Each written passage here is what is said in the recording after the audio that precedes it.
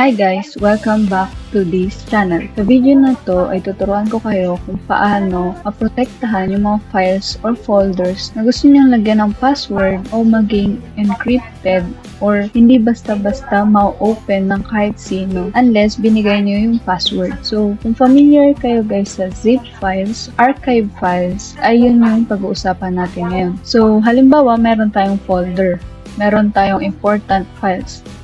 So, merong picture sa loob ng folder ko. So, halimbawa, gusto nating isend itong folder na to sa ating boss sa email. Pwede natin siyang i-zip file. So, right-click the folder and then click add to archive para maging zip file din siya. So, kailangan nyo muna pala guys ng WinRAR na application. Download nyo lang siya sa internet. Punta lang kayo sa Google and search WinRAR and then click download. Try na natin i-zip yung folder na to, add to archive, and then mamili tayo ng format kung RAR or zip. So, for example, RAR, makita natin dito sa baba, set password.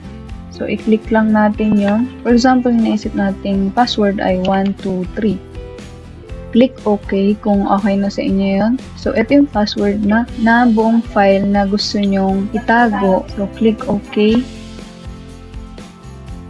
So, halimbawa gusto ko siyang i-open, hindi ko siya ma-open may password. Kahit pindutin ko lang pindutin yung image, hindi ko makikita yung image unless tama yung password na nilagay nyo or natin.